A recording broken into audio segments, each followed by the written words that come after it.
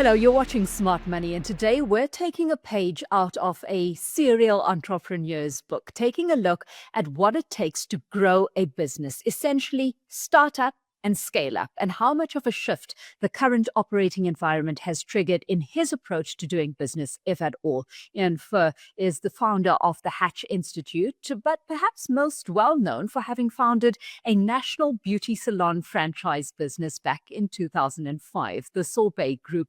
Ian, it's great to have you join me in conversation again. And like I say, you're most well known for having started and scaled Sorbet, right? This long-standing beauty chain that continues even after your exit. But let's let those who aren't familiar with it into what's been a fascinating entrepreneurial career, which in fact started with bringing Kmart into South Africa. That was your first major business venture. So what are some of the lessons you extracted from that first venture, starting and running Kmart, that set you up and influenced your entrepreneurial journey? Hi, thanks very much, Alishia, and thanks for having me today. Right, it's a long journey. It's over 50 years ago, or just about 50 years ago, that I started Kmart with my older brother. And we recognized, or he actually traveled to America, and he recognized there was a gap in the market. And so we came back. I was only 22 years old at the time, and I had just successfully dropped out of university, so I wasn't very useful. But he said that I should start this business because he was already running something else. And I agreed, just very naively. I didn't know much. We just used their name, which wasn't very good because I didn't know much about trademarks. And we also used their logo to make it even worse. But nevertheless, we opened Kmart in June 1976. Lots of learning because I had no experience whatsoever of running businesses, of managing people. And in particular, the business was aimed at the black market at the time. So the customers were all black, the staff were all black, and I was the only white guy around. So huge learning curve for me. Struggled to communicate with the staff and got one of our people to help me, almost mentor me. And I soon discovered, there were lots of stories there, but I soon discovered that you cannot ignore the socio-political environment in which you are having to live and work, in which your staff are having to live and work. And so I learned a lot about recognizing the challenges that our people were facing on a daily basis, including police harassment and everything else. I asked for some help. I was taken into Soweto to go and have a look for myself. I was young, naive, privileged, white, silly, stupid, just too young to do everything. And so it was a huge learning curve. And ever since then, my eyes were opened and I started to realize that the socio-political environment has a massive impact on business and culture. That was probably my biggest learning from Kmart. Is that, Ian, what saw you step out of, let's call it one zone and into another? Because after many years of running Kmart, you then left that and opened Labor Link, which was a race relations consultancy firm. So talk us through, the step in that direction. What made you veer that way? And I guess, were you successful? Right, you're absolutely right. This is what actually led me into Labor Link. What was happening at Kmart, which became Supermart. We had to change our name, by the way. We were forced to change our name by Kmart in America. And I was just on a huge learning curve. I got really fascinated about race relations, racial healing, understanding the complexities of what was going on, and in particular, the impact that race had on the working environment and the culture of the organization. And I recognized quite early on that if you didn't get that right, if you didn't get the culture right, if you didn't get people to feel that they were accepted and respected and that they had a sense of belonging, there was no way in the world they were going to deliver great service for you. So that was my learning. And so I got lots of people to help me. I was fortunate enough to touch in the music industry. I had Hugh Masekela. I recorded him, Kaifa Semenya, Leto Mbulu, the Soul Brothers and others. And that also was another learning curve for me, because now I was hearing what it was like from outside South Africa. Label Inc. was very successful, although it took me a while to get going, and I was ultimately consulting to some of the larger companies in South Africa, Yeah. being there with Is it how to deal with racism in the workplace. Yeah. Is it because you were armed now with that knowledge, Ian, that you felt brave enough to venture into business wherever it took you and wherever you saw the opportunity? Because after all of that, I mean, you stepped back into retail, right? But with no beauty industry experience at all, you founded Sorbet. So talk us through that decision and how, that kind of evolution happened and why. Okay, so I think that's one of the interesting elements of my entrepreneurial journey, is how Sorbet started. So over the years, with all of this experience in terms of race relations and culture and people and leadership, I developed what I called a culture framework. And by the time I had left the retail business, I was looking for something new. That was around about 2003, 2004. And I had this culture framework, which I wanted to test uh, in a new business. I had no real interest in the beauty industry, to be honest. I was just looking for a business where I could test my culture framework. And it just happened to be the beauty industry by chance more than anything else. And there was a gap in the market. I looked to see if there was a market in the gap. And there was, because there was no beauty salon chains in the whole country of any significance.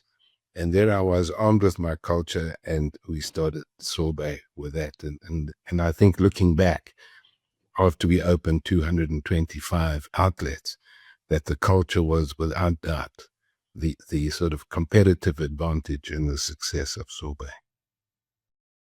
How do you distill it to that point? I mean, how do you equate the success, the kind of growth that Sorbet saw, into this national giant, with the fact that you had such a strong focus on culture and being emphatic about, people and building a community as a key brand and key differentiator? Yeah, so I think the first thing I had to do was to try and understand why there were no beauty salon chains in the country. And I discovered that fairly early on in the journey, and it was really because there was no real consistency of service. As soon as someone started opening more than 2 or 3 or 4 outlets, the level of service and the consistency was very erratic. And I thought to myself, if we can get the culture right, we can get the consistency of service right. And that's really what it was. So I did all the induction training myself from the beginning, from day one. Every single person had ever joined Sorbet, and that turned out to be 3,500 people. By the time that I left, I would get them to understand the culture, our values, how we dealt with service philosophy, how we dealt with race and other areas of diversity. And fortunately, when we started Sorbet, the industry, the beauty industry, was about, particularly in the skincare world, was about 95% white therapists. And by the time that I left, we had reversed that figure, and it was just about 90% odd black and people of color. So that was how we practiced the transformation of culture in the beauty industry. And I'm kind of happy to say that we literally changed the face of the industry in that regard. It brings us to what you advocate strongly at the Hatch Institute at the moment, right? Which is a business and life coaching organization where you really put into the spotlight scaling through culture. It's what we've been talking about up to this point in the conversation. Ian, do you still find that this is a difficult philosophy to get people to buy into? Yes and no. I think it's still a bit challenging, but I must say that I'm quite encouraged by the number of CEOs and senior execs, particularly in the big corporates, who are recognizing the need for this work. And that's why they're keeping us busy at the moment. So the likes of Sanlam and Santam and Bidvest and Investec and those guys, they recognize that this work needs to be done. And so that's very encouraging at the moment. Yeah.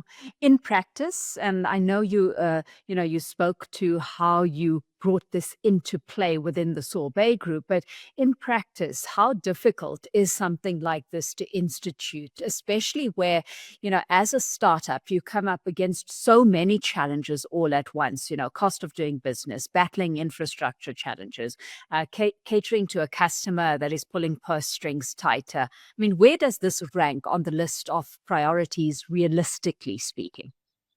Well, I think it ranks all over the place. Sometimes companies can't relate to how culture relates to the bottom line.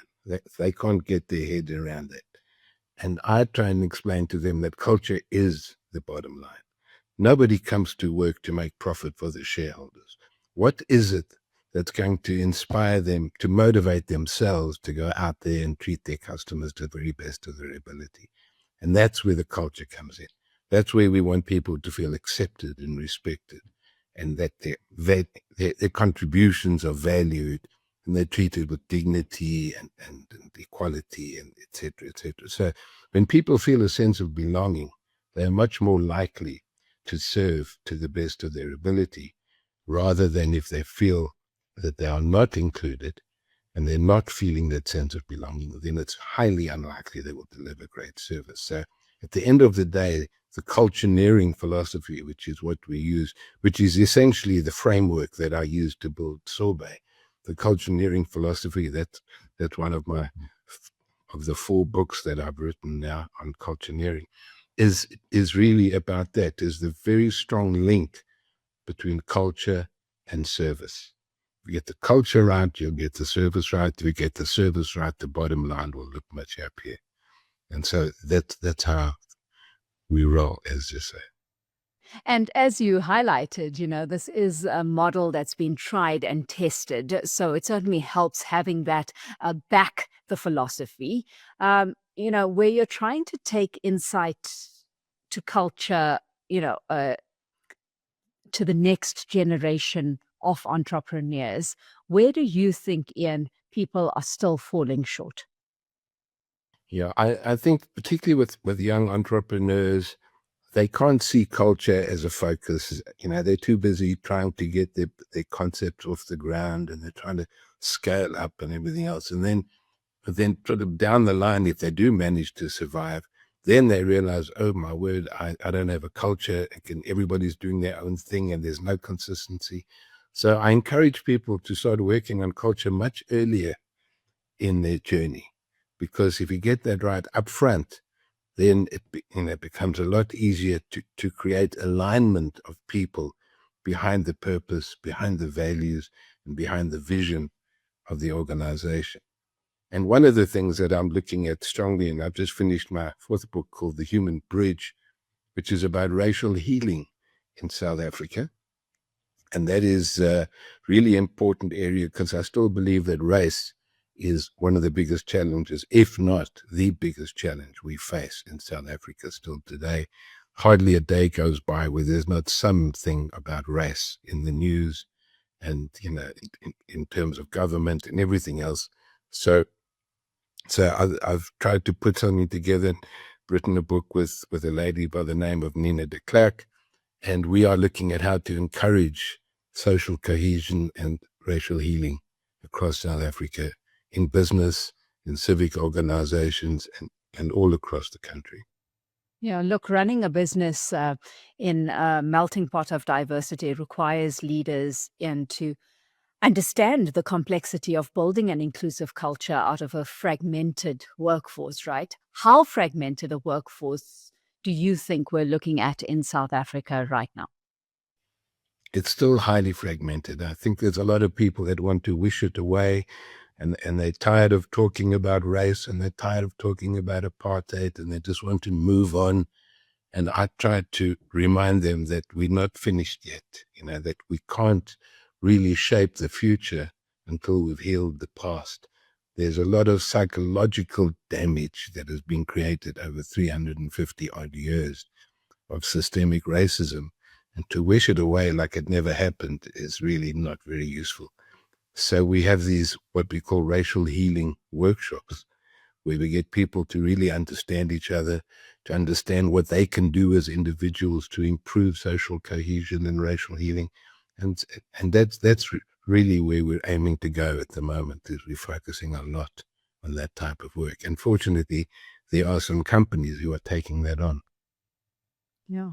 Well, entrepreneurs, good ones anyway, are known to be very effective at allocating, often scarce capital to create a growth, but they have to do the same with their people. Building a resilient, empowered team that pursues your vision as a founder takes some doing. Allocating human capital is important, if not more so than investment capital. Ian, it's been a pleasure catching up with you today. Thanks so much for having joined us in conversation. Of course, Thanks Ian very Fuhr much. is the founder of the Hatch Institute. Thank you. Thank you so much.